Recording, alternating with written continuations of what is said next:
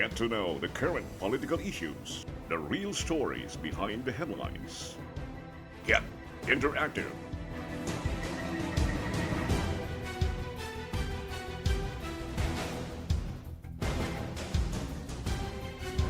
My Politics with Art Barit. Only here on My TV Cebu.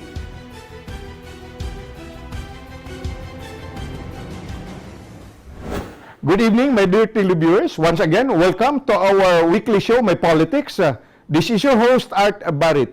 Our guest this evening is our Assistant Regional Director of the Department of Trade and Industry, Region 7, Assistant Director Maria Elena Arbon. Ma'am Nanette, good evening and welcome to our show, My Politics. Good evening, mga audience, atong programa. Thank you very much, Ma'am Nanette, for giving us your time, your hectic schedule. Anyway, you are working at home and, well, our program, it doesn't necessarily mean that we shy away political discussion or discourses, but, you know, under these extraordinary times, business is equally important, so to speak. Okay, now let's go to the question of our discussion this evening, Ma'am Nanette. What's the DTI's role in the recovery of businesses in the country, and what's the DTI programs to help our local entrepreneurs? Okay. Kaning DTI, maog yun na siya ang trabaho sa DTI. So DTI plays a pivotal role in the business recovery sa atong ekonomiya karon nga medyo naapektahan sa COVID. Usa sa mga programa sa DTI nga makatabang yun at the kuan yun local level is kaning atong gitawag og mga negosyo center. So since 2016, ang DTI hinahinay ga put up og negosyo centers in municipalities in all over the country. So ang target na there will be 100% coverage of negosyo centers in all cities and municipalities in the Philippines. Sa Central Visayas, so kaning Central Visayas no, Cebu, Bohol, Negros Oriental, Siquijor, naatay 63 kabuok negosyo centers. Sa Cebu, we have 28 negosyo centers. So all over ni siya. So sa Bantayan Island, naana sa tanan, katong tanan nga naigan sa Yolanda, present na siya. Mga cities nato na ay nasa Mandaue, nasa Naga, nasa Lapu-Lapu, nasa Karkar, I remember it right. Dalaget also has. And we are establishing, I think, 3 more this year. Yeah. So, kaning negosyo center, mura na siya og gitawag og mura na siya og branch sa DTI. So, sa una, ang DTI narami sa mga syudad, sa capital cities. Okay. Sa Cebu, we are only in Cebu. But with the negosyo center, we have our own presence sa localities and local government. Okay. Now, yes, Ma'am Nanette, if I'll cut you short, this is also in participation with the local government units, of course. And then, Yes. at least... All our negosyo centers are in partnership with the LGUs. Okay. So, it's manned by a trained personnel coming from your agency. Yes, it's manned by a trained personnel coming from our agencies, but we are hosted by the LGUs. So, opisina sa LGU. When did you start this the particular program, Ma'am Nanette? I think we started I remember I was new in Cebu then, mga 2016. We launched our first negosyo center in 2016 in Cebu. I see. Yeah, So, how was the through response? Okay. Mayo kayo ang response, and it so enable DTI nga maka-reach out gud sa community. Kay lisod magulang nata sentro sa kuan ba karon na gyud may opisina.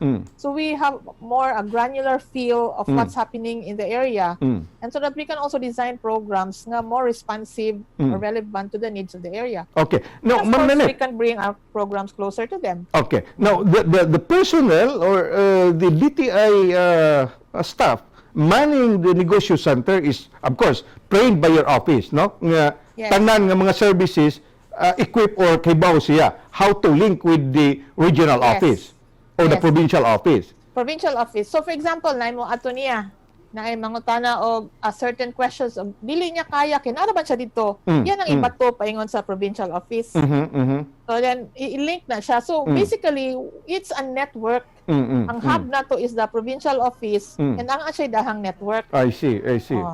So with the high-tech now nga naatay internet in every big municipalities in the province, so mo to atong giuna og link to our provincial office. All of our negosyo centers have internet connection. I Dili see. mi pwede wa may internet correct. yun. Okay. So mauna ni sir ang ato ang trust of the Department of Trade and Industry. Yes. So far ingnon ta so good ang iyang ang outcome Yes. ug ang assessment sa program implementation. Yes. Okay. It's a very good program. Now, how about other programs of the department or of the agency, Ma'am Nanette? Okay.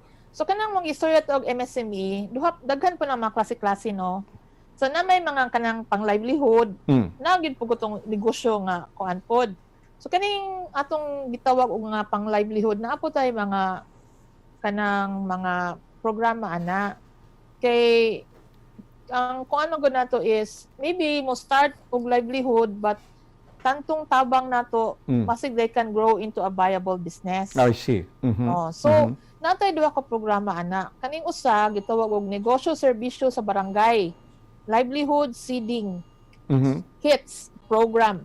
So kani siya nagsugod ni siya last year, if I remember it right, last year ang tumong ato niya is kanang i-educate ang tumong ang target nato is 4th to 5th and 6th class municipalities. So katong yung Okay. mga gagmay ka municipality.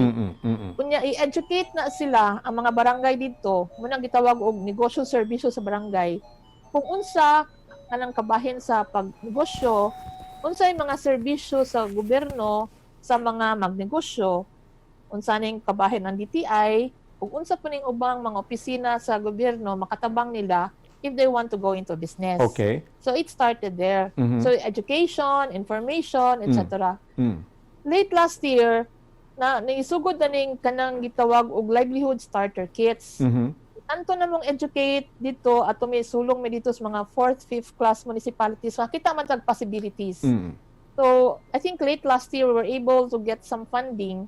So nanatay kuan for kits. Matag ta og let's say maato tag barangay. So usa ka mag-lecture me og let's say 100 ka tawo about entrepreneurship, etc. Maybe there are 3 or 5 there nga MSME nga kanang ginagmay nga kuan ba livelihood inana nga in the area. We can help them. So This is mahatag- applicable, Ma'am Nanette, to cut you short. This is applicable This is even already after COVID.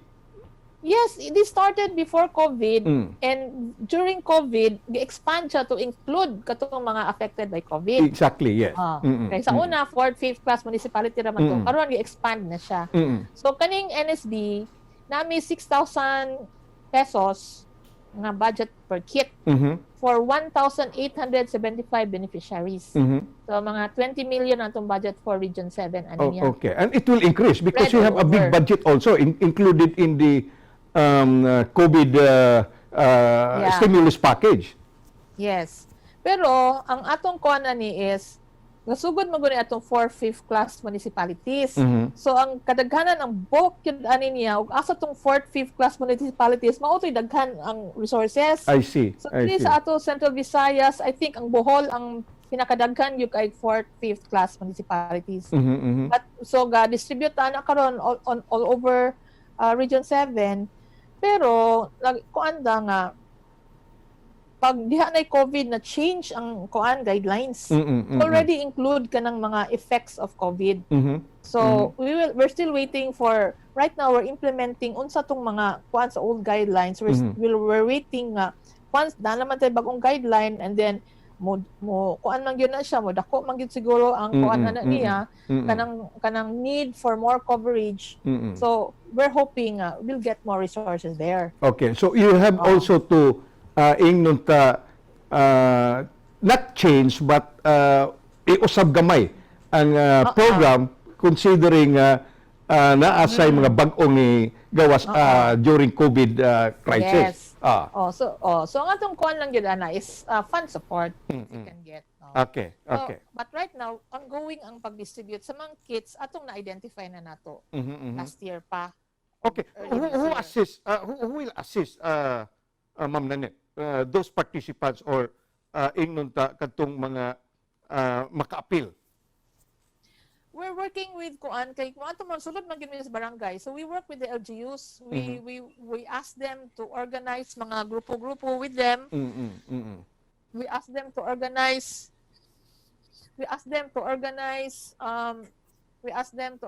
unsay ngalan aning kanang mga sa una pa ni mga tapok sa mga tawo, mag-lecture me and then mao na siya.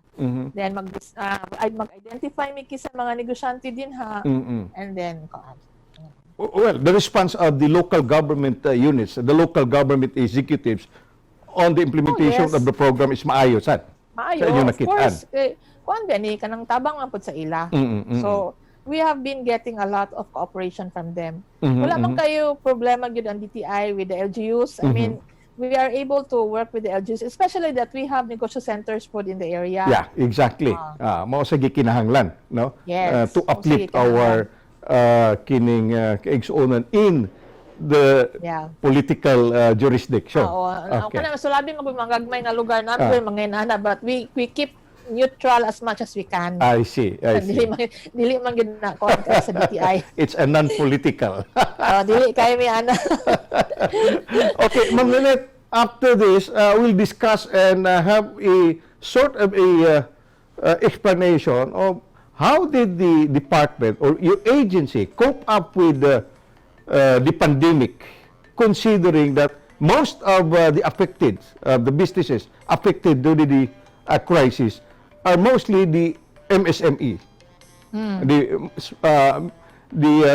medium, small, and micro or something businesses or enterprises. Okay, we'll discuss this and you can give more insight to our televiewers after these reminders. Don't go away.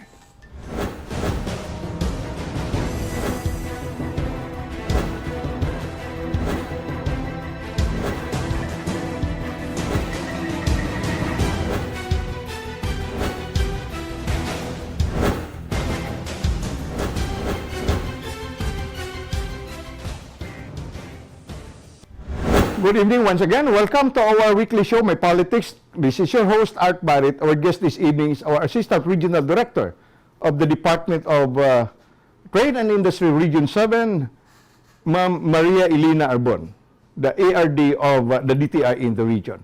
Okay, Ma'am Nanette, we'll talk and discuss about your intervention in these extraordinary times, the COVID-19 pandemic disease. Sige. Bisan og panahon pa ta sa atong pag-lockdown yun, no? Pag-start, Atong pagsugod. March, pagsugod sa March. Ang aton, isarado man ta, so skeletal workforce and work from home. But just because nag-work from home, kanabang, busy na gyapon mi. We were really like, kanabang working, like, kaning Zoom is really like every day, halos every hour, we are with each other. So, and of course, we use technology to monitor each other. So, katong March pa, pag sirado gyud, we already heard stories about kanang, at that time, shortage of the mask, di ba? Kulang og mask, kulang og face shields at that time. So kaning, I don't know if aware ba ang mga tao aning ang project sa DTI kaning gitawag og Fab Lab. So diri sa Cebu, we have 5 Fab Labs. These are fabrication laboratories, fabrication laboratories. Okay. Using digital technology, 3D printer, laser cutter, inana. Ang atong 5 Fab Labs nata sa UP and then nata sa CTU, and then napunta sa LGU Bogo. So kani sila atong gihimok nato sila nga magamaog mga face shields. So atong between March and May or June, daghan na kaitang nahimo nga face shields in Region 7. If I remember the figures right, naabot ta og mga 20 to 30,000 face shields na nahimo sa atong 8 fab labs all over Region 7. Okay. Asa man ni paingon ng face shields? Ang kwarta ani mga donations or nihatag po ng DTI out of its program funds. And then gihatag ni siya for free sa atong mga frontliners, sa atong mga rural health workers, etc. During the time when may hit yun kaayo ang mask and face shield. I see. Karon wala naman, di naman, na siya, available naman. Available So, naman. Available naman. So wala na mi ana. But during that time, March, April, and May, we were really supplying our frontliners face shields and masks. Fab Lab is a project of DTI. I see. I So, see. sana sa ato nahimo sa COVID during those very dark times. Karon kanang mingon ta nga nanay ni relax nanay ga GCQ, nanay ga MGCQ, padayon gyapon ang atong pagkuan sa negosyo. So katong panahon katong ingon ka sir nga katong mga permit sa cargo at that time, it's really because ang recognition gid nato is we have to maintain the supply chain. Okay. Dili mahunong. Okay. Dili mahunong ang supply chain kay because of course people haron dili mo panic ang mga tawo. And of course at whatever we can do, we have to keep business going, especially for the essentials. Okay. Essential products as of at that time. So wala gyud siguro ta ningon nga nahutdan gyud atong supermarkets. Ningon siguro ta na siguro sometimes thinning of products in the shelves. But actually naara gyud gihapon mapalit. So we are so proud of that nga we were able to do that. And of course, with the cooperation of everybody. So everybody did their one. It was very difficult. It's the DTI who issued that advisories to the different Yes. supermarkets and malls, no? When it comes to essential products. Naay mga advisory sa role sa DTI, nag-monitor po mi sa mga presyo, kay calamity man to. So there was a 60-day period nga mag-price freeze ta kay kuan emergency. So kuan nga monitor tas mga presyo nga dito mo lapaw sa mga gipangsabutan nga presyo.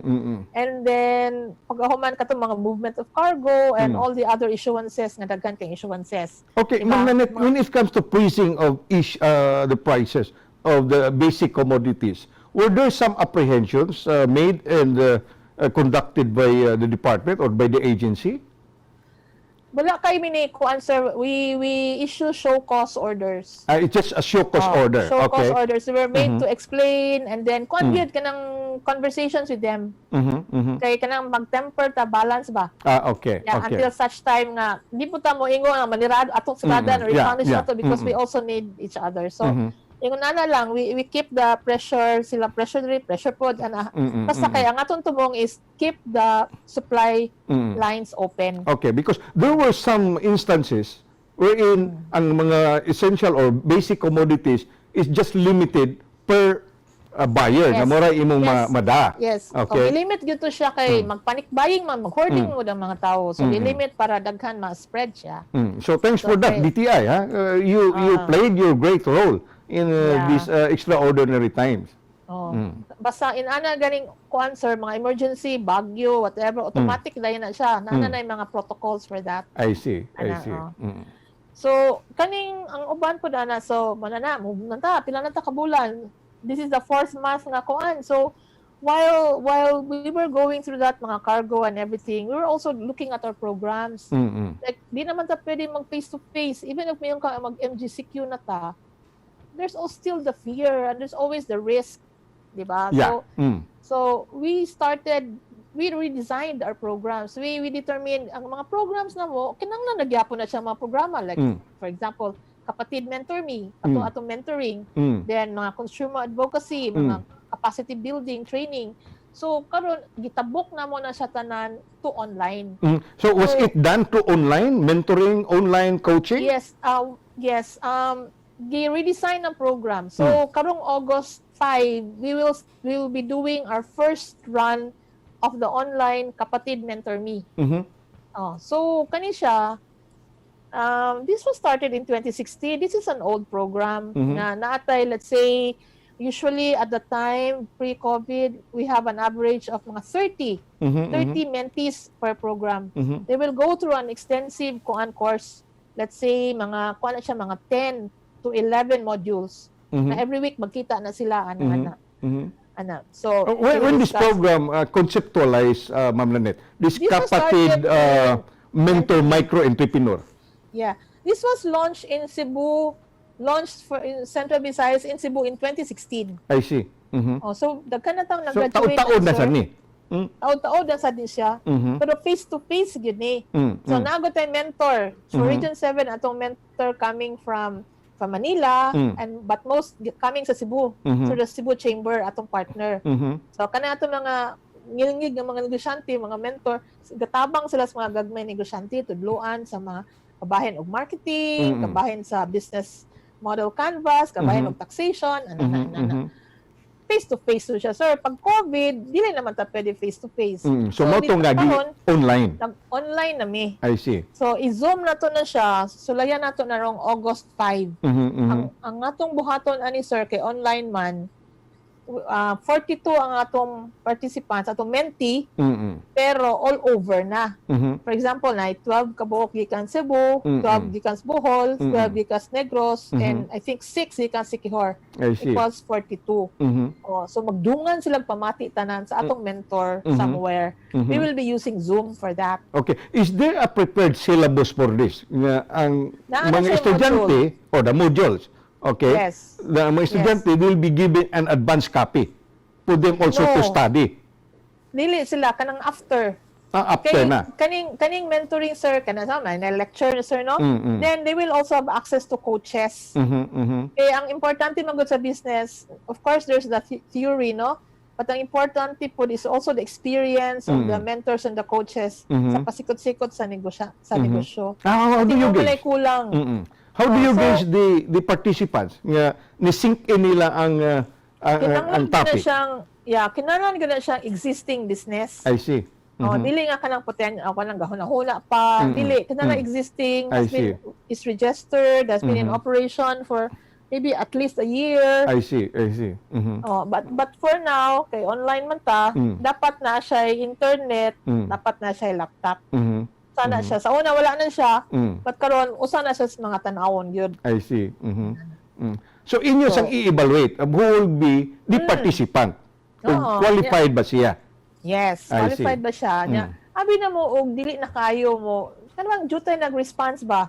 Kay kanang tungod kana mag-require gimig na kay computer, na kay internet, pagtaghan pagyapon dai ganahan mo appeal. In short, ang mga tao na nagyud naanad na sila to do things online. I think that is one of the good things that came out of COVID. Na ang mga tao naanad like what we're doing now.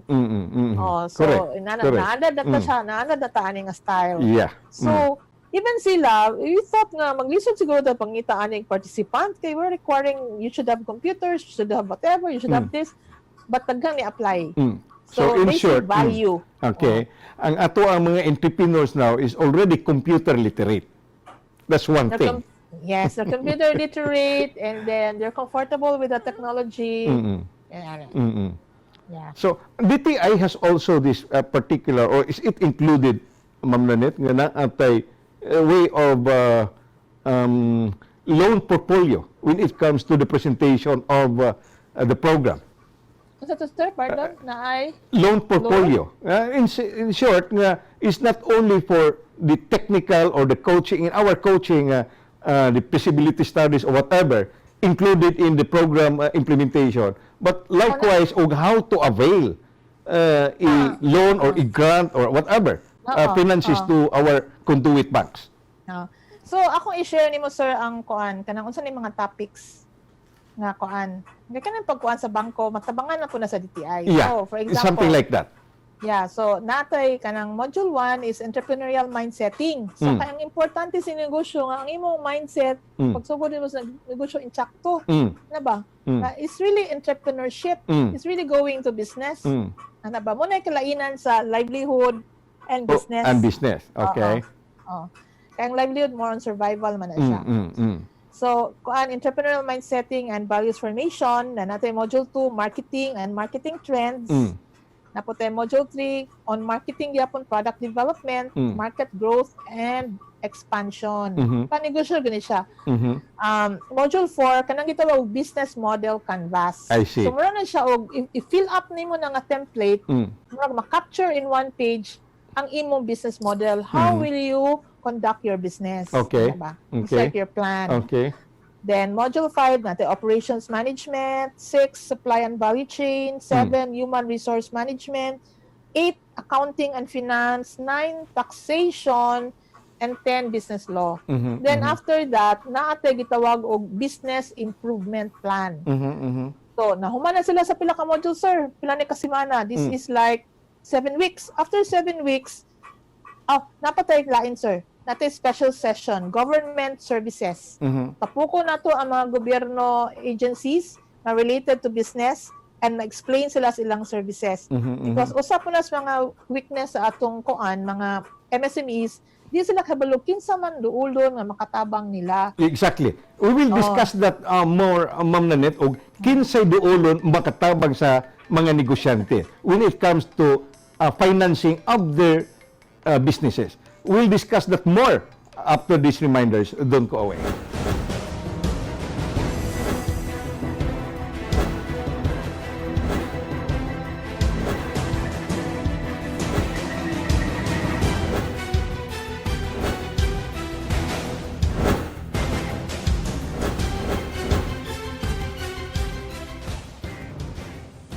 Once again, welcome to our weekly show, My Politics. This is your host, Art Barrett. Our guest this evening is our Assistant Regional Director of the Department of Trade and Industry, Region 7, Ma'am Maria Elena Arbon. Ma'am Nanette, yes, after completing the modules, okay, and then you have already a good product, you have already a successful and an enlightened entrepreneur.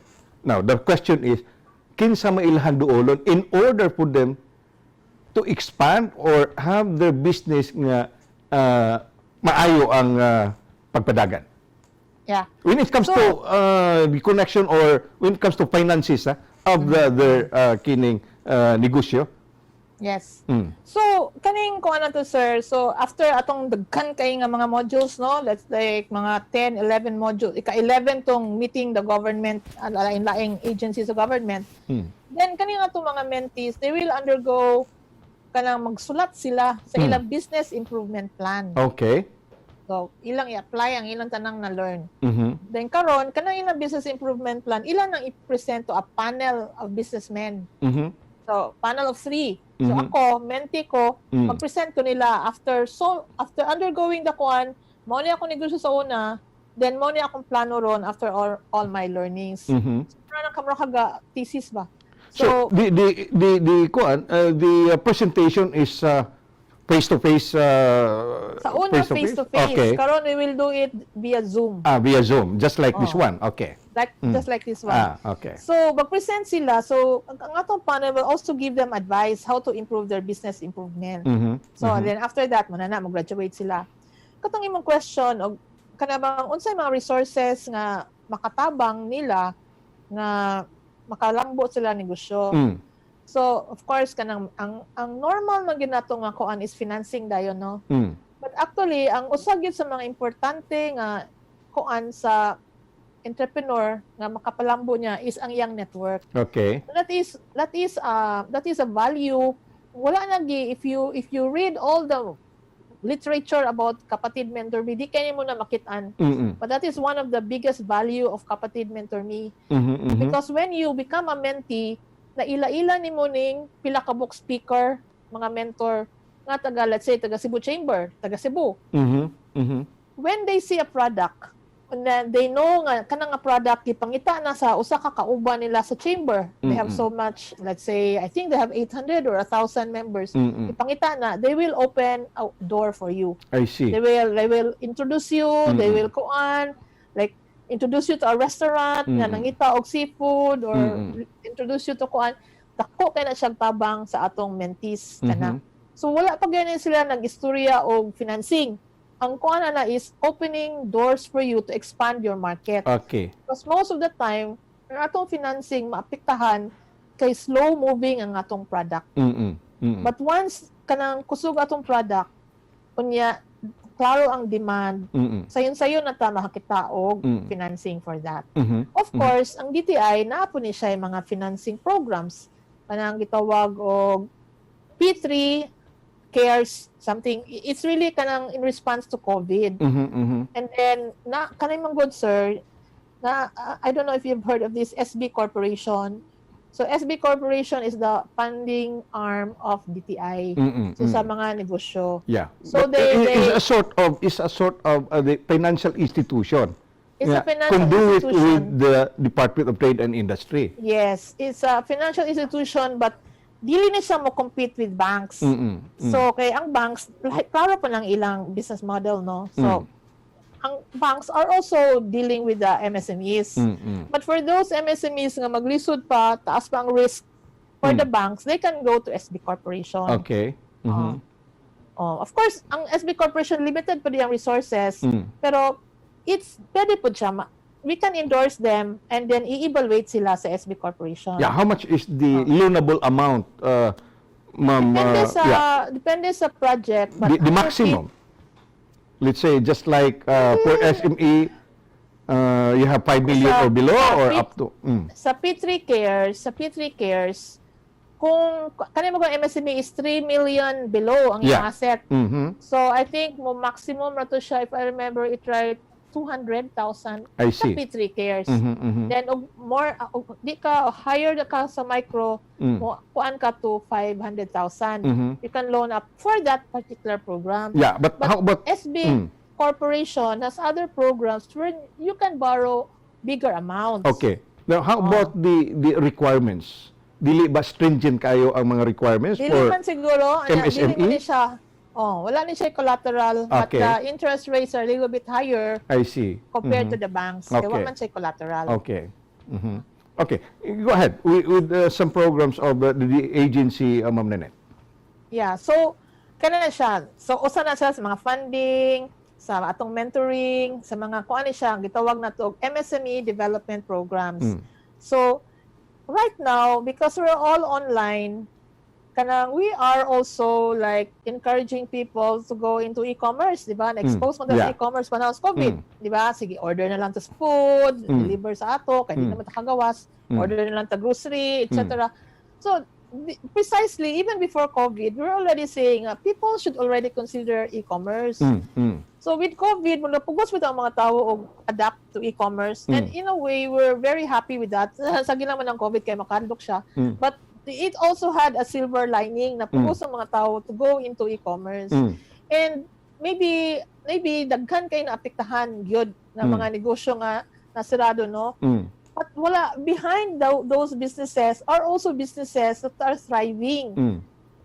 They are just in the internet space. Yeah, exactly. Wala sila actual tindahan, but they are in cyberspace. So aside from the online selling, online business, this new one is more of barter trading. So what's the response of the department or the agency on this aspect, Ma'am Nanette? Considering the latest pronouncement from the secretary is to tax those engaged in barter trading. Sir, but ang tax, sir, ma-tax naman ka if your income exceeds 250,000 a year. Pag ni-barter, siguro kag gamay diha, usa na imong pang-barter, di po ka eligible, di na ka ma-cover sa tax requirement siguro. A lot of people are asking because it's already when they bought or bought that particular item is already taxed. So, imo pang taksan, inigbaligyan mo, double taxation already. Wala gid. That's something we need to we need to understand sa barter. Yeah. But other than barter, sir, daghan ang kayo connect. For example, kanang gipang tawag og kanang bang mga balay-balay lang, luto-luto, and then ilang gibutang sa Facebook, and then ay nag-order, ipa-deliver ako kay na siya og impact karon.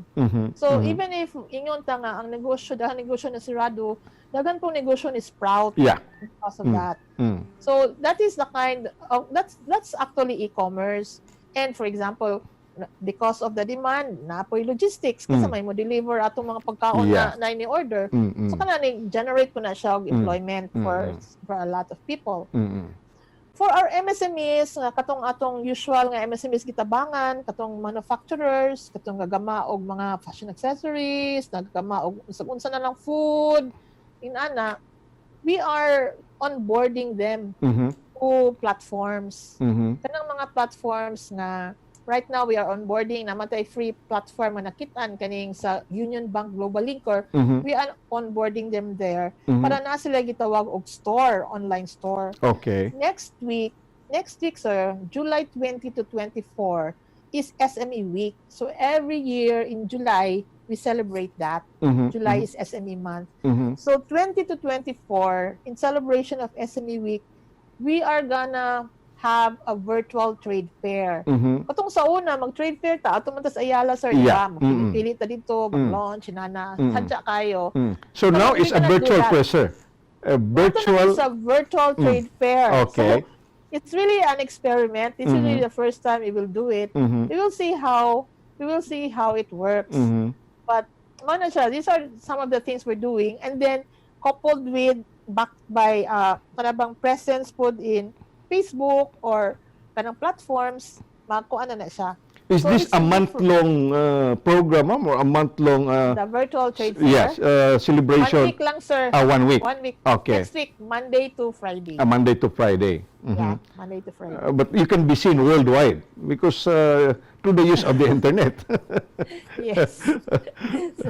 So mauna siya. We will see how that works, and then kanang right now we're also like kanang daghan makain training ng DTI. Mm. So we are gonna come up with what we call dili unit channel like what you have, but we call it a digital channel. So I see. all our trainings, all our events, whatever will be online na. Mhm. So in that way we can reach a lot of people pod. Mhm. So it's a different world. We're still learning. We know we can get the numbers. Ang challenge na karon is how do we translate those numbers na ma-reach namo sa kaniyang atong gipangbuhat nga online into kanabang maserbisyuhan gid namo. Mhm. Kay basig ang among inundated na pud mi Mhm. Is there a big difference? of kuan. Yeah, is there a big difference, Ma'am Nanette, during the normal times, before COVID, and now during these extraordinary times, as far Big- as your services are concerned? Big The difference. delivery of services ninyo sa Delivery agency. services now is really hard. Okay. It's very hard, especially in Cebu. Apektahan gid ang among programa in Cebu. Okay. Kaya sa makay movement. Okay. Even if they say it's only Cebu City ang kuan MECQ naman taro no sa Cebu. MECQ.